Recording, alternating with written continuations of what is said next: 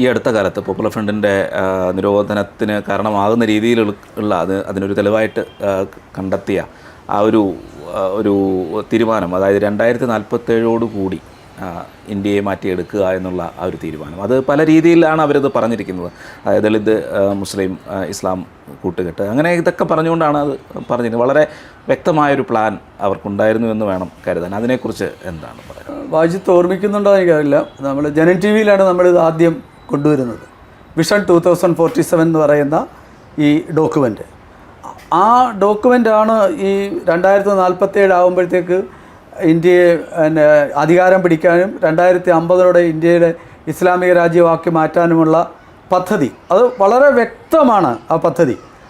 അവിടെയാണ് നമ്മുടെ കേരളത്തിലെ നമ്മുടെ ആൾക്കാരിത് എത്രത്തോളം മനസ്സിലാക്കുന്നുണ്ട് എന്നുള്ള സത്യം ഇവിടെ വരുന്നത്.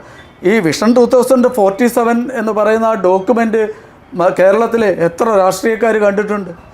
അപ്പോൾ ഈ ഡോക്യുമെൻ്റ് 2047 ആകുമ്പോഴത്തേക്ക് പൂർണ്ണമായിട്ടും ഇന്ത്യയെ ഇസ്ലാമിക രാജ്യമാക്കി മാറ്റാനുള്ള പദ്ധതിയാണ്. അതിൻ്റെ ഭാഗമാണ് ഇപ്പോൾ കേരളത്തിൽ നടന്നുകൊണ്ടിരിക്കുന്ന ഇന്ത്യ മുഴുവൻ നടക്കുന്ന സംഭവ വികാസങ്ങൾ. അതായത് അവർ ലക്ഷ്യം വെക്കുന്നത് ഹിന്ദു സമൂഹത്തെ സ്പ്ലിറ്റ് ചെയ്യുക, OBC വിഭാഗത്തിൽപ്പെട്ടവരെയും പട്ടികജാതി പട്ടികവർഗ വിഭാഗത്തിൽപ്പെട്ടവരെയും കൂടെ സ്പ്ലിറ്റ് ചെയ്ത് വേറെ ആക്കിക്കഴിഞ്ഞാൽ, അവരെ ഹിന്ദുവിൽ നിന്ന് മാറ്റി നിർത്തിക്കഴിഞ്ഞാൽ, അവരും മുസ്ലിം കമ്മ്യൂണിറ്റിയിലെ 20% കൂടെ ചേരുമ്പോഴത്തേക്ക് 50% കൂടുതൽ ജനസംഖ്യ എത്തും. അങ്ങനെ അധികാരം പിടിക്കാമെന്നുള്ളതാണ് അവരുടെ കാൽക്കുലേഷൻ. അതുകൊണ്ടാണ് അവർ RSSനെ എതിർക്കുന്നത്. RSS ലക്ഷ്യമിടുന്നത് ജാതിയില്ലാത്ത ഹിന്ദുത്വമാണ്. RSSൻ്റെ തുടക്കം മുതൽ ഒരുപക്ഷെ മഹാത്മാഗാന്ധി ഡൽഹിയിലെ RSS ശാഖ കാണാൻ പോകുമ്പോഴും നാഗ്പൂരിൽ പോകുന്ന സമയത്തും അദ്ദേഹം ശാഖയിൽ കണ്ട ആൾക്കാർ അവരോട് ചോദിച്ചപ്പോൾ ഒരാൾ പോലും ജാതി എന്താണെന്ന് പറയുകയോ ജാതി അറിയുകയോ ചെയ്യാതാണ് പ്രവർത്തിക്കുന്നതെന്ന് കണ്ടെത്തി. അന്ന് ഗുരുജി ഗോൾവക്കറോട് ഗാന്ധിജി പറഞ്ഞതാണ്, ഞാൻ ആഗ്രഹിച്ചതാണ് നിങ്ങൾ നടപ്പിലാക്കിയതെന്ന് പറഞ്ഞു. ജാതിയില്ലാത്ത ഹിന്ദുത്വം. ഈ ജാതിയില്ലാത്ത ഹിന്ദുത്വത്തിന് വേണ്ടി RSS പ്രവർത്തിക്കുകയും അത് പൂർണ്ണമായും വിജയകരമായി നടപ്പിലാക്കുകയും ചെയ്തു എന്നുള്ളതാണ് ഏറ്റവും വലിയ പ്രത്യേകത. അതാണ് ഒരു പക്ഷേ പോപ്പുലർ ഫ്രണ്ടിനെയും ഇസ്ലാമിക ഭീകര സംഘടനകളെയും അലോസരപ്പെടുത്തുന്നത്.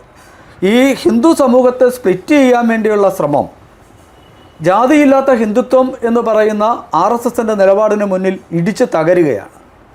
അതുകൊണ്ടാണ് അവർ ഇപ്പോൾ TS ശ്യാംകുമാർ ആയാലും ബാക്കിയുള്ള അവരിപ്പോൾ ഈ പുറത്തിറക്കിയിരിക്കുന്ന പെയ്ഡ് ജേർണലിസ്റ്റുകളടക്കം അവരെല്ലാവരും ശ്രമിക്കുന്നത് ഈ ഹിന്ദു സമൂഹത്തിൽ ഇല്ലാത്ത ജാതി സ്പർദ്ധ കുത്തിയിളക്കാനും ജാതിയുടെ പേരിൽ ഭിന്നിപ്പുണ്ടാക്കാനുമാണ്. അപ്പോൾ ഈ ലക്ഷ്യത്തിൻ്റെ പിന്നിൽ ISI ആണ്. ISIയും ആ ISIയുടെ ഈ ലക്ഷ്യമാണ് അരുൺകുമാർ സിൻഹ പണ്ട് റിപ്പോർട്ടിൽ പറഞ്ഞത്. അരുൺകുമാർ സിൻഹ വളരെ വ്യക്തമായിട്ട് ഇതിനെക്കുറിച്ച് വർഷങ്ങൾക്ക് മുമ്പ് ഏതാണ്ട് 90കളുടെ ആ കാലഘട്ടത്തിൽ മലപ്പുറം SP ആയിരിക്കുമ്പോൾ ISIയുടെ ഈ പ്ലാൻ സംബന്ധിച്ച റിപ്പോർട്ട് അരുൺകുമാർ സിൻഹ ജൂനിയർ കൊടുത്തിട്ടുണ്ട്. അപ്പോൾ സെയിം ആ പാറ്റേണിൽ തന്നെയാണ് വിഷൻ 2047 വരുന്നത്.